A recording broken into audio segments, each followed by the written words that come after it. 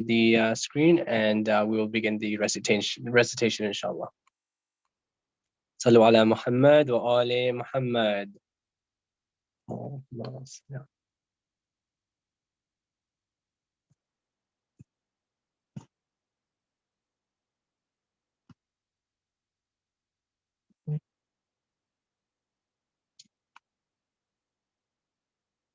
اللهم صل على محمد وآل محمد وعجل فرجهم. اللهم إني أفتتح الثناء بحمدك، وأنت مسدد للصواب بمنك، وأيقنت أنك أنت أرحم الراحمين في موضع العفو والرحمة، وأشد المعاقبين في موضع النكال والنقمة، وأعظم المتجبرين في موضع الكبرياء والعظمة. اللهم أذنت لي في دعائك ومسألتك، فاسمع يا سميع مدحتي، وأجب يا رحيم دعوتي، وقل يا غفور عثرتي. فكم يا إلهي من كربة قد فرجتها، وهموم قد كشفتها، وعثرة قد أقلتها، ورحمة قد نشرتها، وحلقة بلاء قد فككتها. الحمد لله الذي لم يتخذ صاحبة ولا ولدا، ولم يكن له ولي من الذل ولم يكن له ولي من الذل، وكبره تكبيرا. الله أكبر. الحمد لله بجميع محامده كلها، على جميع نعمه كلها. الحمد لله الذي لا مضاد له في ملكه، ولا منازع له في أمره. الحمد لله الذي لا شريك له في خلقه، ولا شبيه له في عظمته. الحمد لله الفاشي في الخلق أمره، وحمده الظاهر بالكرم مجده، الذي لا تنقص خزائنه، ولا تزيده كثرة العطاء إلا جودا وكرما. إنه هو العزيز الوهاب. اللهم إني أسألك قليلا من كثير، ما حاجة بي إليه عظيمة، وغناك عنه قديم، وهو عندي كثير، وهو عليك سهل يسير. اللهم إن عفوك عن ذنبي، وتجاوزك عن خطيئتي، وصفحك عن ظلمي، وسترك على قبيح عملي، وحلمك عن كثير جرمي، عندما كان من خطئي وعمدي. أطمعني في أن أسألك ما لا أستوجبه منك، الذي رزقتني من رحمتك، وريتني من قدرتك، وعرفتني من إجابتك. فصرت أدعوك آمنا، وأسألك مستأنسا، لا خائفا ولا وجلا، مدلا عليك فيما قصدت فيه إليك. فإن أبطى عني أتبت بجهلي عليك، ولعل الذي أبطى عني هو خير لي، لعلمك بعاقبة الأمور. فلم أر مولا كريما أصبر على عبد لئيم منك علي يا رب. إنك تدعوني فأولي عنك، وتتحبب إلي فأتبغض إليك، وتتودد إلي فلا أقبل منك، كأن لي التطول عليك. فلم يمنعك ذلك من الرحمة لي والإحسان إلي، والتفضل علي بجودك وكرمك. فارحم عبدك الجاهل، وجد عليه بفضل إحسانك، إنك جواد كريم. الحمد لله مالك الملك مجري الفلك، مسخر الرياح خالق الإصباح ديان الدين رب العالمين. الحمد لله على حلمه بعد علمه، والحمد لله على عفوه بعد قدرته، والحمد لله على طول أناته في غضبه، وهو قادر على ما يريد. الحمد لله خالق الخلق باسط الرزق خالق الإصباح ديان الدين ذا الجلال والإكرام والفضل والإنعام، الذي بعد فلا يرى وقرب فشهد النجوى، تبارك وتعالى. الحمد لله الذي ليس له منازع يعادله، ولا شبيه يشاكله، ولا ظهير يعاضده. قهر بعزته الأعزاء، وتواضع لعظمته العظمى، فبلغ بقدرته ما يشاء.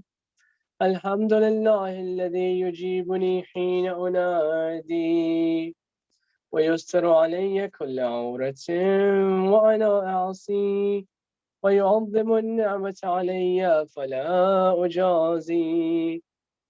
فكم من موهبة هنيئة قد أعطاني، وعظيمة مخوفة قد كفاني، وبهجة مونقة قد أراني، فأثني عليه حامدا وأذكره مسبحا. الحمد لله الذي لا يهتك حجابه، ولا يغلق بابه، ولا يرد سائله، ولا يخيب آمله. الحمد لله الذي يؤمن الخائفين، وينضي الصالحين، ويرفع المستضعفين، ويضع المستكبرين، ويهلك ملوكا ويستخلف آخرين. الحمد لله قاسم الجبارين، مبين الظالمين، مدرك الهاربين، نكال الظالمين، صريخ المستصرخين، موضع حاجات الطالبين، معتمد المؤمنين. الحمد لله الذي من خشيته ترعد السماء وسكانها، وترجف الأرض وعمارها، وتموج البحار ومن يسبح في غمراتها. الحمد لله الذي هدانا لهذا، وما كنا لنهتدي لولا أن هدانا الله. الحمد لله الذي يخلق ولم يخلق، ويرزق ولا يرزق، ويطعم ولا يطعم، ويميت الأحياء ويحيي الموتى وهو حي لا يموت، بيده الخير وهو على كل شيء قدير. اللهم صل على محمد عبدك ورسولك وأمينك وصفيك وحبيبك وخيرتك من خلقك وحافظ سرك ومبلغ رسالاتك، أفضل وأحسن وأجمل وأكمل وأزكى وأنمى وأطيب وأطهر وأسنى وأكثر ما صليت وباركت وترحمت وتحننت وسلمت على أحد من عبادك وأنبيائك ورسولك وصفوتك وأهل الكرامة عليك من خلقك. اللهم وصل على علي أمير المؤمنين ووصي رسول رب العالمين، عبدك ووليك وأخي رسولك وحجتك على خلقك وآيتك الكبرى والنبأ العظيم. وصل على الصديقة الطاهرة فاطمة سيدة نساء العالمين، وصل على سبطي الرحمة وإمامي الهدى الحسن والحسين سيد شباب أهل الجنة، وصل على أئمة المسلمين علي بن الحسين ومحمد بن علي وجعفر بن محمد وموسى بن جعفر وعلي بن موسى ومحمد بن علي وعلي بن محمد والحسن بن علي والحجة الخلف الهادي المهدي، حججك على عبادك وأمنائك في بلادك صلاة كثيرة دائمة. اللهم صل على ولي أمرك القائم المؤمن والعزل المنتظر، وحفظه بملائكتك المقربين، وأيده بروح القدس يا رب العالمين. اللهم اجعله الداعي إلى كتابك والقائم بدينك، استخلفه في الأرض كما استخلفت الذين من قبله، مكن له دينه الذي ارتضيته له، أبدله من بعد خوفه أمنا، يعبدك لا يشرك بك شيئا.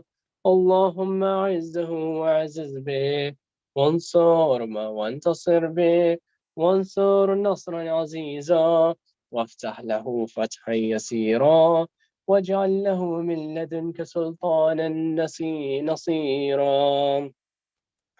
اللهم اظهر به دينك وسنة نبيك، حتى لا يستخفي بشيء من الحق مخافة أحد من الخلق. اللهم إنا نرغب إليك في دولة كريمة، تعز بها الإسلام وأهله، وتذل بها النفاق وأهله، وتجعلنا فيها من الدعاة إلى طاعتك والقادة إلى سبيلك، وترزقنا بها كرامة الدنيا والآخرة. اللهم ما عرفتنا من الحق فحملنا، وما قصرنا عنه فبلغنا. اللهم المم به شعثنا، واشعب به صدعنا، وارزق به فتقنا، وكثر به قلتنا، وعزز به ذلتنا، واغن به عائلنا، واقض به عن مغرمنا، واجبر به فقرنا، وسد به خلتنا، ويسر به يسرنا، وبيض به وجوهنا، وفك به أسرنا، وانجح به طلبتنا، وانجز به مواعيدنا، واستجب به دعوتنا، واعطنا به سؤلنا، وبلغنا به من الدنيا والآخرة آمالنا، واعطنا به فوق روبتنا يا خير المسؤولين وأوسع المعطين. اشف به صدورنا، واذهب به غيظ قلوبنا، واهدنا به لما اختلف فيه من الحق بإذنك، إنك تهدي من تشاء إلى صراط مستقيم. وانصرنا به على عدوك وعدونا إله الحق. آمين. اللهم إنا نشكو إليك فقد نبينا صلواتك عليه وآله، وغيبة ولينا، وكثرة عدونا، وقلة عددنا، وشدة الفتن بنا، وتظاهر الزمان علينا. فصل على محمد وآله، وإنا على ذلك بفتح منك تعجل، وبضر تكشف، ونصر تعز، وسلطان حق تظهر، ورحمة منك تجللناها، وعافية منك تلبسناها، برحمتك يا أرحم الراحمين. اللهم صل على محمد وآله. Upon this completion of the dua, if we could just recite Surah Fatiha for all the marhumin, your marhumin, the community's marhumin all around the world, and especially those that are fighting in the way of Islam, and all those that do not have anyone left to recite for them in this world anymore. Al-Fatiha.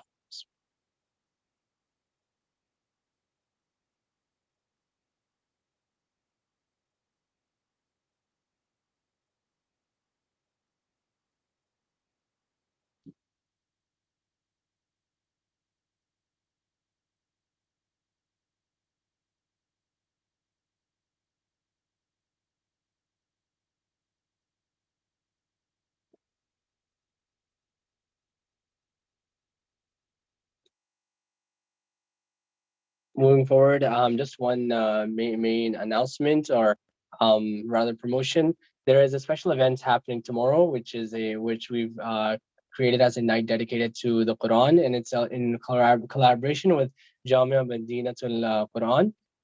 So we will have the speech by Moulana Syed Hasan Tabatabai, and then there will be and there will also be the Quran recitation by kids from our community, and there will be a special qari from the JMQ joining us.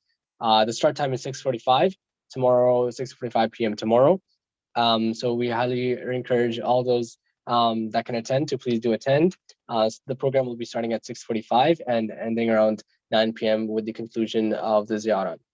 Now, with that said, now we're again extremely fortunate to have Moulana Hassan Tabatabai address us with his wisdom. So if we could please welcome him with a loud salawat. Allahumma salli ala Muhammad wa ali.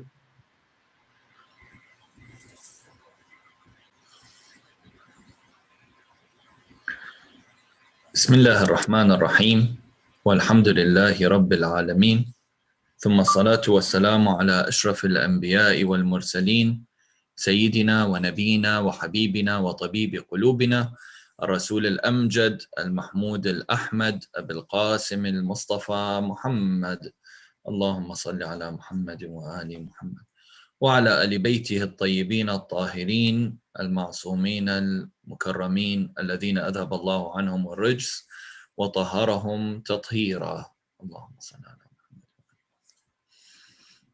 Assalamu alaikum wa rahmatullah, dear brothers and sisters. May Allah accept your deeds and a'mal in this holy month. And may Allah accept your prayers and fasting as well, and all your other deeds. Almighty Allah subhanahu wa ta'ala said in Surah Al-Mujadala, Ayah 11, يَرْفَعِ اللَّهُ الَّذِينَ آمَنُوا مِنْكُمْ وَالَّذِينَ أُوتُوا الْعِلْمَ دَرَجَاتٍ. Allah will exalt those who believe amongst you and those who have knowledge to high ranks. Scholars and ulama hold a high status in Islam. They are considered the inheritors of the prophets, and they are loved by the inhabitants of the heavens. The look at the face of an alim is considered a form of worship. النظر إلى وجه العالم عبادة. Because the look towards an alim reminds us of al-akhirah. The closest people to the level of prophethood are the people who carry on the knowledge, the people of knowledge, the people of struggle. When we want to compare a scholar to a worshipper, the Holy Prophet ﷺ said, the sleep of a scholar is greater and more valuable than that of a worshipper. O Ali, a 2 rak'ah of prayer made by a scholar is more valuable than 70 rak'ah of a worshipper. Our fifth Imam, Imam Muhammad al-Baqir, salamullahi alayhi, said, a scholar whose knowledge is used is greater, the worship of a scholar whose knowledge is used is greater than the worship of 70,000 worshippers.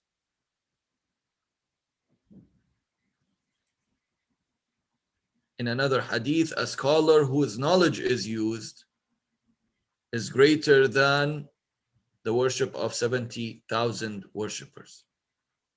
In other words, a scholar is not only someone who benefits himself. His knowledge is made available to others, and they are able to make use of it. On the contrary, the prayer of the one who worships has no gain or benefit for the others. It is benefiting himself only. So it is based on this idea that the Imams have explained the superiority of the scholars over the worshippers as such. When Satan circulates and introduces false innovations amongst people, it is the scholar who enlightens the people and warns them about it. On the other hand, one who performs worship is occupied with his prayers and other good deeds, does not recognize the false and immoral innovation, and for the same reason does not warn people about it. Also, respect for scholar has been advised to such an extent that our sixth Imam, Imam Ja'far al-Sadiq, salamullahi alayhi, has said, respecting a scholar makes Allah happy. Disrespecting a scholar is a cause for Allah's displeasure. Amir al-Mu'mineen, salamullahi alayhi, says, when you see a scholar, accompany him.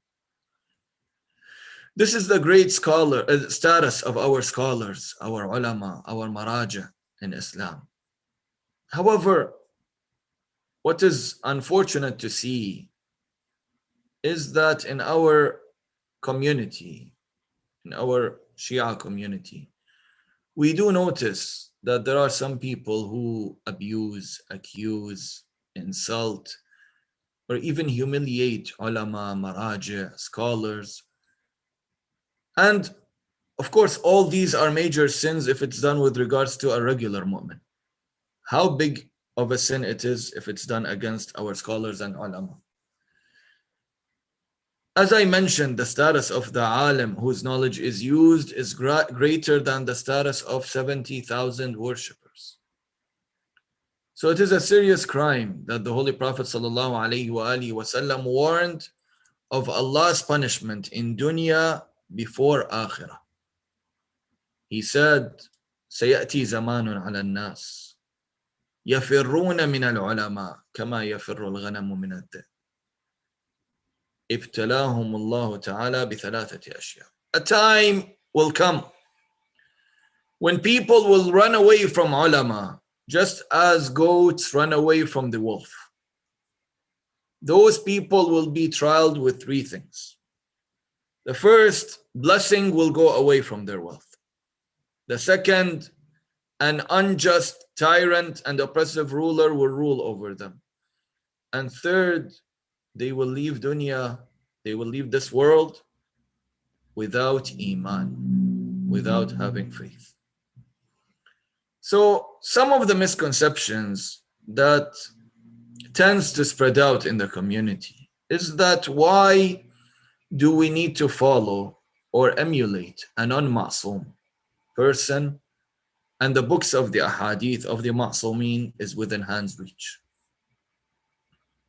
Aren't there narrations that condemn the concept of taqleed? So the answer to these misconceptions, inshallah, will be discussed in two major points, starting with the story of taqleed and going through who are the ruwatul hadith, the hadith narrators, and who are the fuqaha, the jurists.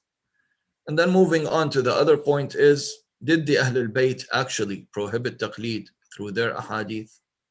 And what's the meaning, what are the various meanings of taqleed? Inshallah, we will discuss it after a loud salawat ala Muhammad wa ali Muhammad. Allahumma salli ala Muhammad wa ali Muhammad. Our fifth Imam, Imam Muhammad al-Baqir, salamullahi alayhi, was in the holy city of Medina. And maintaining continuous communication between him and his companion was very hard to continue to maintain. There were two reasons. The first reason, the harassment of the authorities to the Imam and his movement. There were always spies around the Imam, around the house of the Imam.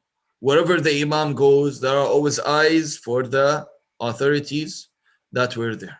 And there was always harassment. It wasn't easy for the Imam to move and freely discuss what he wanted to discuss. Second of all, the geographic spread of the followers of the Ahlul Bayt. There are Shia in Kufa, in Khurasan, in Basra, in Qom, in Yemen, in Egypt, so on and so forth. The Shia community was spread all over the world.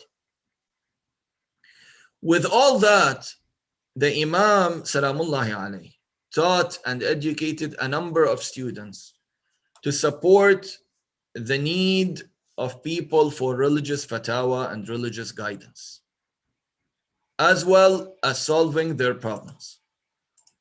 Ali ibn al-Musayyab is one of the companions of Imam al-Rida, salamullahi alayhi. He asked Imam al-Rida that I have to travel 1,000 kilometers from Qom to Khurasan to meet you, O Imam. My home is distant. I can't reach you all the time. Whom should I trust to take my religious knowledge from? I can't go every day and ask you whenever I have a question, a fiqhi mas'ala, a fatwa. Now with the blessings of technology, you can reach anyone all around the world. But at that time, he had to travel 1,000 kilometers, which is a huge distance. The Imam replied, Imam al-Rida salamullah alayhi, min Zakariya ibn Adam al-Qummi al-Ma'muni ala ad-din wa ad-dunya.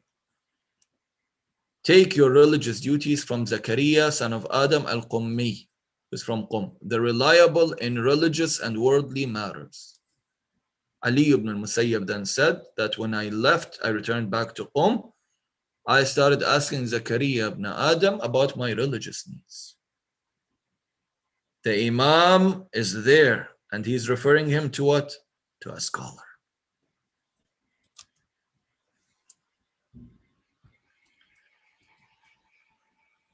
Brothers and sisters, referring to specialists is something that is quite normal. It's quite natural by default. Take a look around. Observe all aspects of life. You will notice there are three types of matter. There are things that you do without referring to any specialist, any expert. Example, drinking water. Do you need to go to an expert to tell you how to drink water? No. That's something that is known. You do it without referring to a specialist. Calling, for example, your mom or your dad to stay assured of their health. Do you need to refer to a specialist to do that? No, you do it on your own.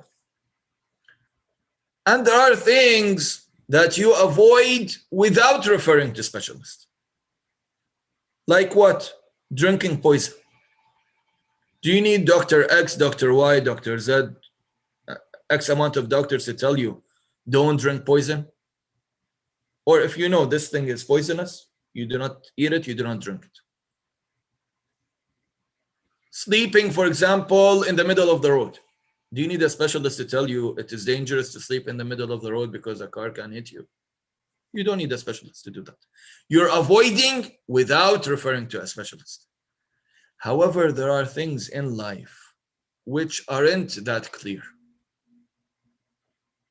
And that's why your intellect urges you to refer to a specialist. You become sick, you go to the doctor, whatever he prescribes, you follow. Your car breaks down, you go to the mechanic, he fixes the car, you just thank him for that. You want to construct a house, build a home, you go to the engineer, to the construction company, they'll do the job for you. You will refer to the specialist to do the job for you. The same applies with regards to religious rulings. There are things that you do or you know without asking jurists. Do you need to ask the marja if it's wajib to pray 5 times a day? Non-Muslims know that Muslims are obliged to pray 5 times a day. The concept of prayer, I'm not saying the details of prayer, just the obligation of praying 5 times a day. This is something that is common knowledge. Do you need to ask a marja that if someone asks me for help, I should help them out or not? If my brother asks me for help. Helping others is something that you can do without asking jurists. The general concept. Now, I'm not talking about details. I'm not talking about the general concept. And there are things that you avoid without asking a jurist or doing taqleed of a jurist. For example, refraining from drinking wine, not eating pork, This is common knowledge. All Muslims know. Wine, alcohol is haram. Pork is haram. We should not eat it. We refrain without asking the marja. Yet there are things that I need to ask a specialist, a marja, a jurist, so that I would gain safety by conveying the burden to the responsibility of the burden of the responsibility to the jurist. For example, the detailed issues with regards to performance of salah, the detailed issues with regards to performing fasting. If I want to sell, for example, euro for dollars, exchange of money, drinking malt beverages, for example, online shopping, e-commerce, so on and so forth, like any other expertise in life. There are issues which I do not have, or I do not know where does Islam stand on it, or what's the laws of Islam with regards to it. This, I go and follow the marja with, just like any other field of life. So it is something that is logical, something that is logical. In the matters of Islamic laws, a person has four choices. Either he reached the level of certainty with regards to some laws, and this is what we call al-yaqeen al-tafsili.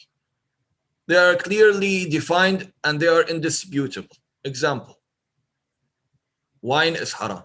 I refrain from wine. Pork is haram. I refrain from wine. This, I already know it. Another solution is that one reaches to a stage where he's able to derive laws from Islamic sources. That's what we call ijtihad. A person becomes mujtahid. He reaches to the stage where he is able to directly derive laws from the Islamic source, from the Quran, from the ahadith. A third choice is precaution. If I see two fatawa, for example, one is halal, one is haram, I try to refrain. One is mustahab, one is wajib, I try to do it because it's wajib. I do ihtiyat, the harder choice. Makruh or haram, I do that. I refrain from it completely. The fourth choice is to do taqleed. You follow or emulate a jurist. Of course, in the issues of ihtiyat, it's not always possible to do ihtiyat. Ijtihad, you need to have a certain level of knowledge. Having yaqeen tafsili, this is with regards to a number of laws. Most of the laws, you will have to return back to a jurist. You follow or emulate a jurist. And Allah subhanahu wa ta'ala mentioned it in the Quran, in Surah At-Tawbah, Surah number 9, verse 122. وَمَا كَانَ الْمُؤْمِنُونَ لِيَنْفِرُوا كَافَّةً فَلَوْلَا نَفَرَ مِنْ كُلِّ فِرْقَةٍ مِّنْهُمْ طَائِفَةٌ لِيَتَفَقَّهُوا فِي الدِّينِ وَلْيُنذِرُوا قَوْمَهُمْ إِذَا رَجَعُوا إِلَيْهِمْ لَعَلَّهُمْ يَحْذَرُونَ. And the believers should not all go out to fight. Of every troop of them, a party only should go forth, that they who are left behind, they could devote themselves to the studies of religion and admonish the people when they return to them, so that they may be cautious. So now going to the next question. Who are ruwatul hadith? Who are hadith narrators? And who are the jurists? In the times of the Imams, there were a group of religious experts that were trained by the Imam to mediate between people and their Imam. Examples of the great companions like Zurara ibn A'yan, Muhammad ibn Muslim, Barid al-Ujali, Abu Basir, whose role was so significant in their time to the extent that our sixth Imam, Imam Ja'far al-Sadiq salamullahi alayhi, he said in their praise, Umana'ullahi ala halalihi wa haramih. They are Allah's trusted ones in His rulings. لولا هؤلاء انقطعت آثار النبوة واندرست. If it weren't for them, the traces of prophethood would have been cut off and vanished.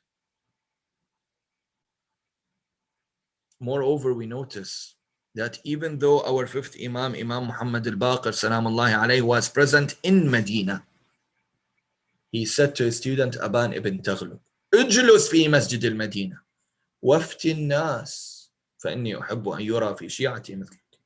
Sit in the mosque of Medina, وافتي الناس, and give fatwa to the people. For I like to see in my followers one such as you. The previous hadith that I gave you is from a person who had to travel from Qom to Khurasan. He was 1,000 kilometers away from the Imam. The Imam told him, you can refer to Zakaria ibn Adam al-Qummi. Here, the Imam is in Medina, and he's instructing his student, Adhan ibn Taghlib, to sit in the mosque of Medina, and in Masjid al-Nabawi, in the same city that the Imam is, not so far away from the house of the Imam. Waftin nas, notice the wording of the Imam. Give fatwa to the people. The Imam is there, and he's commanding his student to give a fatwa. And then the Imam is saying, فَإِنِّي أُحِبُّ أَنْ أَيُّرَى فِي شِيعَتِي مِثْلَكَ. For I like to see in my followers one such as you. This is because the Imam, people, would come in great numbers, and the Imam has many obligations, cannot answer every need. And with the harassment of the authorities, it wasn't always easy to reach to the house of the Imam. So the Imam had, even in Al-Madinah itself, where he was present, he had his students who would sit and teach people and give fatwa and explain the ahkam of the Ahlul Bayt salamullahi alayhi. And we're talking from the time of Imam al-Baqir, not from the time of the minor and major occultation. Imam al-Baqir and Imam al-Sadiq, our fifth and sixth Imam. This group of elite students, they were known as Ruwatul Hadith, the Hadith Narrators. Now, some people, they imagine, or they're led to do so by some people, that Hadith narrators are somehow like voice recorders. Their role is solely to transmit the voice of the Imam or the Hadith of the Imam. And they should never interpret the narrations or derive religious rules. For example, what they're saying is Zurara should only repeat what he heard from the Imam. And then people can understand whatever they like. This is their assumption, even though this assumption is totally wrong, totally false. Let's look at the book of Al-Kafi. Al-Kafi, volume 7, which is compiled by Shaykh al-Kulayni. It's one of the four main hadith books that we have. In volume 7, you will read many rulings quoted from the hadith narrators themselves without mentioning anything from the Imam. Which means that at that time, they were deriving the religious rules without involving the common people who do not have that knowledge in the process of the analysis of a hadith. And how did they reach to these conclusions? The same system of that time is still active until now in our houses. Look at page, for example, 83 of volume 7 of Al-Kafi. Shaykh al-Kulayni dedicated a whole chapter to Yunus ibn Abdul Rahman's opinions and fatwa. Yunus ibn Abdul Rahman is one of the narrators of hadith, and he did not, who was the companion of Imam al-Rida salamullahi alayhi. He dedicated a whole chapter to the fatwa, the opinions of Yunus ibn Abdul Rahman, without narrating a hadith from his teacher and his master, Imam al-Rida salamullahi alayhi. Page 95, Shaykh al-Kulayni writes down the notions of Fadl ibn Shahdan, the student of Imam al-Jawad, without protesting. Why did you mention your opinion and you did not mention the original narration? Page 92 of volume 7, you'll notice that Umar ibn Uthayna visited Zurara ibn A'yun. Umar ibn Uthayna, he had some ahadith in his hand, but they were some confusing narrations. The narrations were mixed up with him, and he's not sure which one is good and which one is not. So he went to Zurara, who is much more knowledgeable than him, and asked him about them. Zurara replied, and this is in Al-Kafi, brothers and sisters, I will inform you and not narrate for you. Which means that if the narrations got mixed up for you, leave them and just get the rules from me. I'll tell you the rules. So in summary, hadith narrators have two main rules. Ruwatul hadith, they have two main rules. Transferring the Imam's narrations word to word, preserving them, protecting this tremendous heritage from loss. And they've done a tremendous job in it. And number two, provide religious rules needed by the people.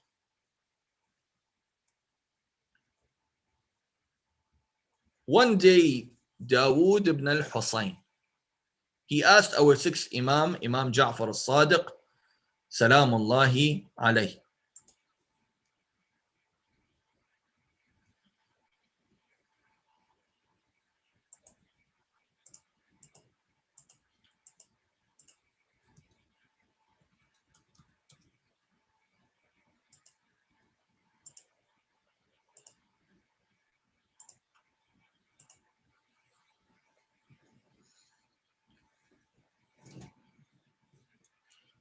Dawood ibn al-Husayn, I'm posting the narration so that we can read it together because I want to point to a few things.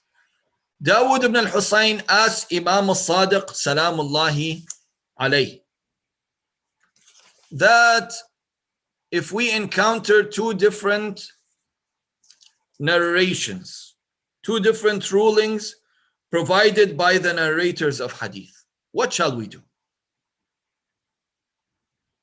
Look at the response of the Imam. He said, فَلْيَنْظُرْ إِلَىٰ أَفْقَهِهِمَا وَأَعْلَمِهِمَا بِأَحَادِيثِنَا وَأَوْرَعِهِمَا فَيُنَفِّذْ حُكْمَهُ. The Imam said, let him take and apply the ruling from the most learned in jurisprudence, the most knowledgeable in our narrations, and the most pious. The question is a very good question, but look at the answer of the Imam. You notice that the Imam didn't complain about the differences between the narrators. Nowadays, when some of our maraja, they differ in the rulings, we find many in the community, oh, they're all differing, what can we do? They're confusing us. The Imam here did not complain. Why do my narrators differ between themselves and I am alive? And we're talking about the life of Imam al-Sadiq. He answered it simply. He said, when you face such an issue, you need to go to the one who has these three criteria. And three of the most important criteria of ijtihad is mentioned in this. Three of the most important criteria of marji'iyya is mentioned in this hadith. Take the ruling from the most learned in jurisprudence, the most knowledgeable in our narrations, and the most pious of them. The Imam solved the problem for them easily. Let's look at another hadith by Imam Al-Hassan alayhi salam, where he says,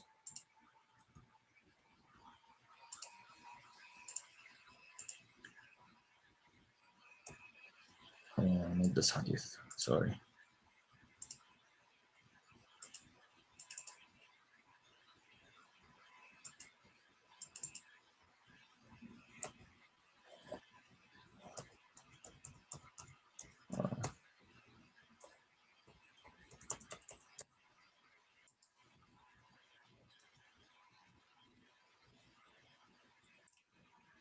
A hadith by Imam Al-Hassan Al-Mujtaba alayhi salam, where he says,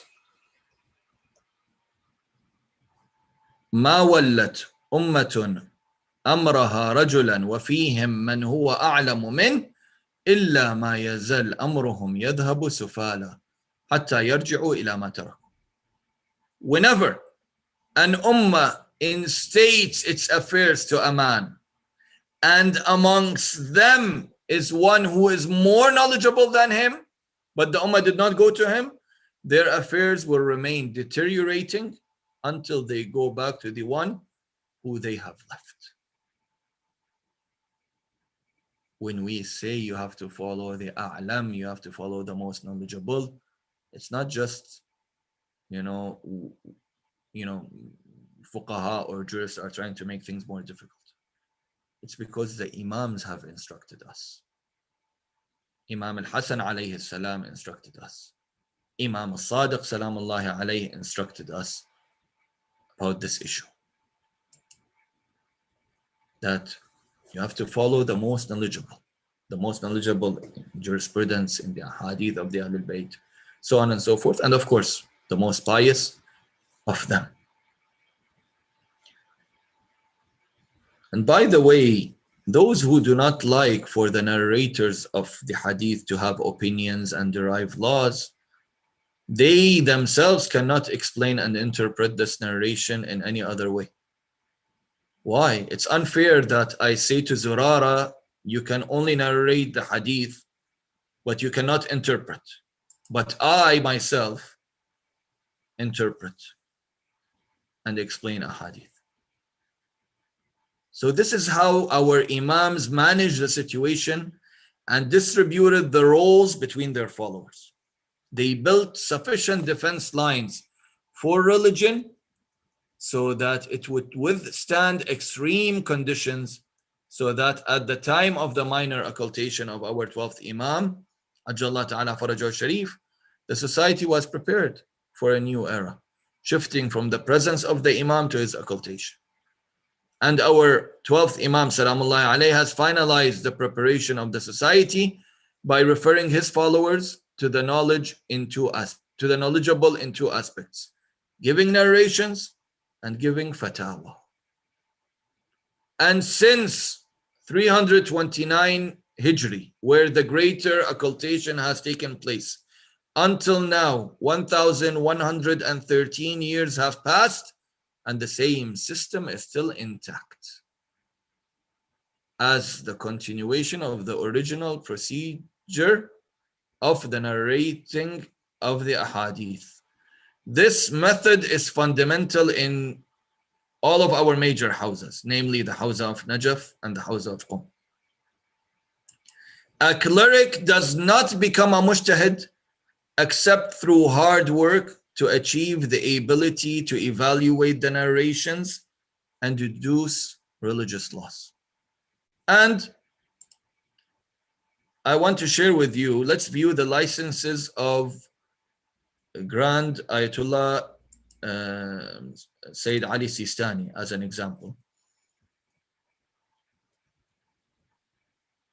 to see how, when he receives a license from his teacher, you can clearly distinguish the two aspects that I've mentioned, which is the memorization and the narration of the hadith and giving fatwa to people.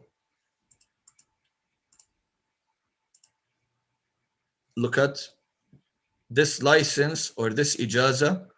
Sayyid Sistani has got it from his teacher, Ayatollah, Grand Ayatollah, late great Grand Ayatollah Sayyid Abul Qasim al-Khou'i. In it, he mentions two things. One is وَقَدْ أَجَزْتُهُ أَن يَرْوِي عَنِّي جَمِيعَ مَا صَحَّتْ لِي رِوَايَتُهُ مِنَ الْكُتُبِ الْأَرْبَعَ الْكَافِي وَالْفَقِيه وَالتَّهْذِيبِ وَالِاسْتِبْصَارِ والجوامع الأخيرة الوسائل ومستدركه والوافي والبحار till the end. Indeed, I permit him, Sayyid Khou'i is permitting Sayyid Sistani, to narrate from me all the narrations that I'm eligible to narrate from the four books that we rely on most, Al-Kafi, Al-Faqih, Al-Tahdib, Al-Istibsar. And he keeps mentioning the other the other books, and we notice it here. We notice it here till almost the end. He mentions all the books and all the ahadith that have reached to Sayyid al-Khoi from his chain of narrations. He gave permission, he gave license to Grand Ayatollah Sistani to narrate them. And then in this same mas'ala, in this same license, ijaza of ijtihad, Sayyid al-Khoi says, أدرك والحمد لله مناه ونال مبتغاه وفاز بالمراد وحاز ملكة الاجتهاد. He prays to Allah, has grasped his aim and reached the degree of ijtihad and has gotten competency to derive rules. In this same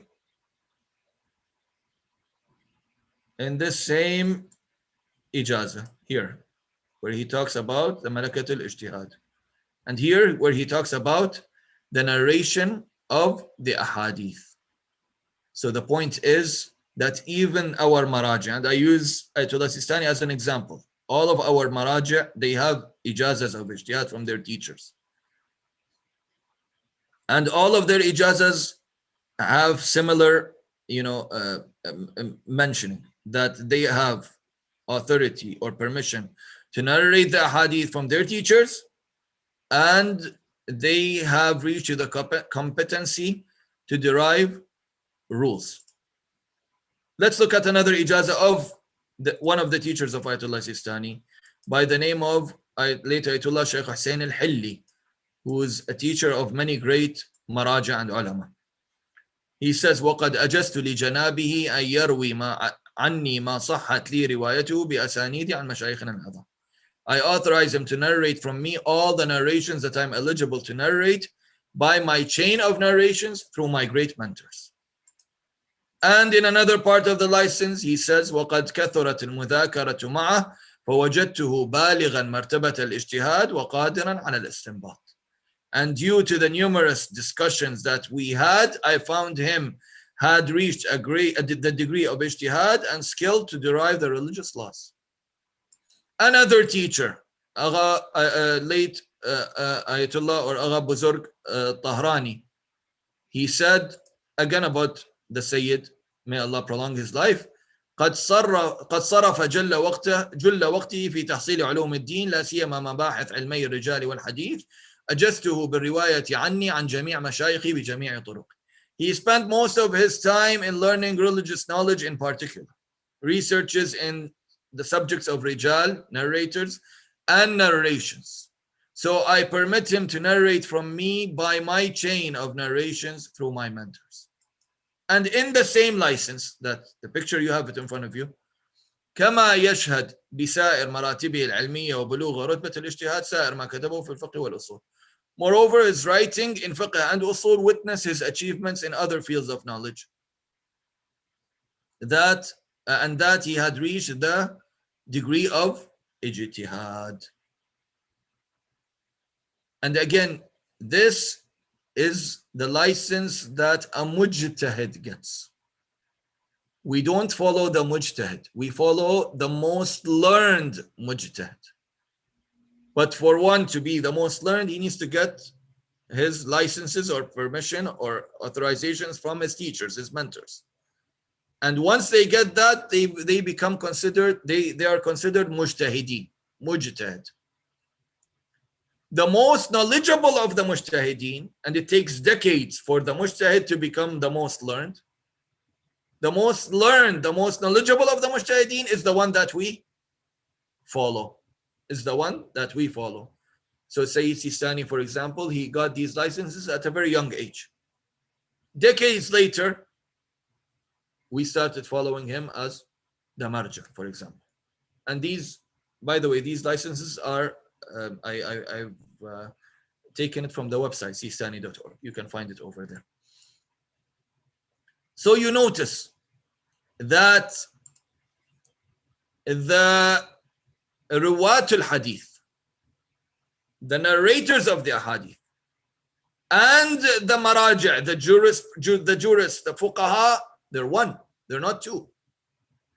The same narrators of hadith, their job is to derive and explain the laws of Islam. They derive the laws from the source. Same thing as what Zurara used to do and Muhammad ibn Muslim at the times of Imam al-Sadiq and Imam al-Baqir and Aban ibn Taghlib at the time of Imam al-Baqir. Now our maraja are doing.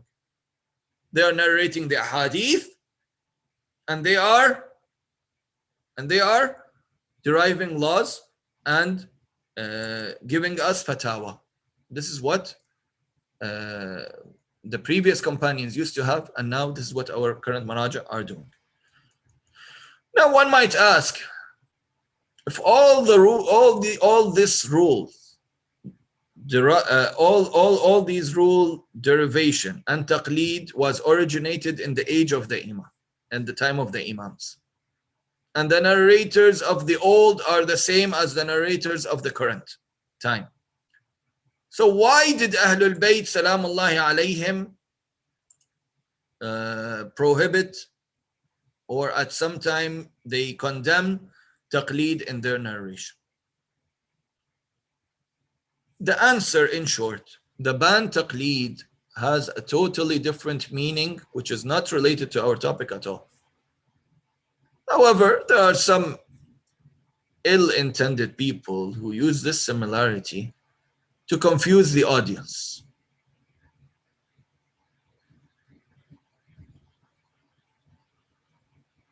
They mixed up the meanings of taqleed and they've provocated some people. They've added some provocation saying that, for example, why don't you use your brain and reach to the fatwa instead of following someone else? Or, you know, they are fooling you, or so on and so forth. These are, you know, simple-minded people are usually the victim. So what are the meanings of taqleed? Now, regardless, what are the meanings of taqleed? There are three meanings of taqleed that are mentioned in the riwayat. One is taqleed in aqa'id. Taqleed in the principles of religion. Things like tawheed, unity of Allah, oneness of Allah. Believe in the prophethood, in the imamah, in the adl al-ilahi, in the ma'ad, the resurrection, the day of judgment, so on and so forth. These things need certainty.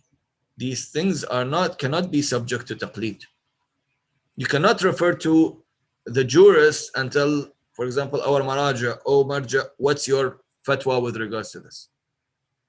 You have to believe in Allah yourself. You have to believe in Rasulullah yourself. You have to believe in the wilayah of Ahlul Bayt yourself. It's not an issue of taqleed. You cannot do taqleed of it. If you don't believe in the oneness of Allah and in the prophethood of the Prophet and the imamate of the Ahlul Bayt, then why would you need to ask about prayer and fasting and that, you know, and all the fiqhi masail? The fiqhi masail depends on the aqeedah, depends on the principles, the roots. So you have to believe in the aqaid yourself. You have to reach certainty yourself. You don't do taqleed to anyone. We don't do taqleed in aqaid. You have to be 100% sure of what you believe in and have no doubt with regards to it. And the Quran condemned those who follow their ancestors. The hadith also condemned those who follow their ancestors in terms of aqaid. You cannot say, why do you believe in the oneness of Allah? Oh, because my father does so. What does your father have to do with your belief in aqaid? Yes, your father guides you. Your father teaches you, but you have to believe. You have to reach certainty. Taqleed, this is the first type. The second type of taqleed is the taqleed of the analogists, qiyas. At the time of our sixth Imam, Imam al-Sadiq, some of those who didn't follow Ahlul Bayt, salamullahi alayhim, they used to give fatwa to people. When they get into a difficult situation, they would think a bit and compare the issues to similar rules from one side to favor an answer. The example of that is Abu Hanifa. Abu Hanifa used to do a lot of this. This is completely against the way of the Ahlul Bayt, salamullahi alayhim. The Ahlul Bayt have spoken clearly against it, and in many debates, Imam al-Sadiq refuted Abu Hanifa with regards to this issue. Istihsan, qiyas is an act of giving fatwa based on one's taste. And this type of taqleed is totally denied. But both of these types of taqleed is not the taqleed that we do with our maraja. Our maraja, they don't give fatwa with regards to the issues of aqidah. They give with regards to the issues of fiqh. And our maraja, they do not use qiyas and they do not use istihsan because the Ahlul Bayt condemned it. So they do not use it. All their fatwas are based on narrations of the Ahlul Bayt Salamullah alayhim. They don't go out of it. All the narrations that condemn taqleed, in addition to the words of the scholars such as Shaykh al-Saduq and Shaykh al-Mufid, point to these two types of taqleed. Why? Because Shaykh al-Mufid himself, who condemned taqleed on one hand, he wrote a Risala Amaliya, a book of Islamic laws. Al-Muqanna is a book of Islamic laws written by Shaykh al-Mufid. He condemned that type of taqleed. Taqleed in aqidah and taqleed of qiyas. That is similar to the style of Abu Hanifa. Not the taqleed of the jurist, which is mentioned by the Ahlul Bayt Salamullahi alayhi, which means that you put your religious acts under the responsibility of the mujtahid, the marja. Since you're not specialized in religion and you have daily concerns, it's impossible for you to navigate through thousands and thousands of hadith and come up with a conclusion. So here comes the role of the jurist, who spend their entire life in deriving the practical rules. Overall, you load the responsibility of your acts upon them. And this is the approved type of taqleed and the natural continuation of the hadith narrators. Now, I want to end up with this. A question was asked is, how do I identify the most knowledgeable marja? How do I identify the a'lam? The answer can be found in the book of taqleed in the Islamic laws book. When a person is certain that a particular person is a mujtahid or the most learned one, he can, if he reaches to the stage of certainty, then he would follow. But for this person must be a mujtahid himself, and should be able to possess the capacity to identify a mujtahid or an a'lam. So either one reaches certainty that I know this is the most knowledgeable. How did you reach that? You must be a mujtahid or the most knowledgeable. And that's most of the community, 99.9% of the community, they're not mujtahideen or maraja. So they cannot reach certainty. The other way to identify is when two persons, two experts who are learned and just and possess the capacity of identifying a mujtahid or an a'lam, they confirm that a person is the a'lam, provided that two other learned and just people do not contradict them. The other way is what? You ask other mujtahideen. There are about 2,000 mujtahideen, 1,000 mujtahideen, I don't know how many, in the Shia world, as an example, just a figure. You ask them, you as an expert, who do you see as the most knowledgeable? They tell you, I see this marja or that person as the most knowledgeable. If you reach to two experts, not a regular scholar, an expert, yani a mujtahid himself or close to ijtihad, who can confirm and has the ability to identify a mujtahid, and he's of course just and learned, when two of them, they tell you that this person is a'lam, you follow, provided that there are no other witnesses or other experts that tell you that the other one is more knowledgeable. In fact, to know who is an a'lam can also be established by a statement of one trusted and reliable person based on the research that this person has done.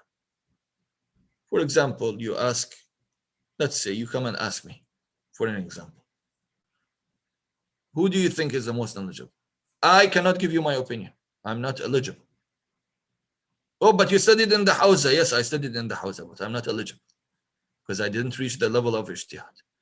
So I'll tell you, based on my research, 1, 2, 3, this person is more knowledgeable. Based on my research, not my words, my research. You ask any other trusted person in the community who did the research, and you follow the findings. And the third way is when a large number, Shia, we call a large number of learned people who possess the capacity to identify a mujtahid or an a'lam, they certify that this particular person is the a'lam, provided that one is satisfied by their statement. When you have a large number of mujtahideen saying X is more knowledgeable, then since we're satisfied with their statement, we can accept it and follow it. And I want to end up with the hadith of our 11th Imam, Imam Al-Hasan Al-Askari, salamullahi alayhi, with regards to the command or the instruction to his Shia to follow the mujtahideen. He, alayhi afdal as-salati was-salam, said, فَأَمَّا مَنْ كَانَ مِنَ الْفُقَهَاءِ صائنا لنفسه حافظا لدينه مخالفا لهواه مطيعا لأمر مولاه فللعوام أن يقلدوه. Whoever from amongst the jurists protects himself, maintains his religion, goes against his desires, and obeys the commands of his master, then the general public must follow him. May Allah grant us the tawfiq to gain more knowledge in our faith and in our religion, and to gain the tawfiq to have this great respect for our ulama, and to benefit from our scholars and ulama and our maraja and mujtahideen. And may Allah grant us the tawfiq to learn more on the ahkam of our religion in this holy month. Walhamdulillahi Rabbil Alameen. وصلى الله على سيدنا محمد وآله الطاهرين. اللهم صل على محمد وآله. اللهم صل على محمد وآل محمد. متوجه زيارته. السلام عليك يا رسول الله. السلام عليك يا أمير المؤمنين سيد الوصيين. السلام عليك يا فاطمة الزهراء سيدة نساء العالمين. السلام عليك يا إمام الحسن والحسين سيد شباب أهل الجنة. السلام عليك يا علي بن الحسين ومحمد بن علي وجعفر بن محمد وموسى بن جعفر وعلي بن موسى ومحمد بن علي وعلي بن محمد والحسن بن علي. السلام عليك يا صاحب العصر والزمان. الأمان الأمان الأمان من فتنة الزمان. السلام عليك يا شريك القرآن. عجل الله تعالى فرجك وسهل الله تعالى مخرجك وظهورك وجعلنا من أنصارك وأعوانك ورحمة الله وبركاته.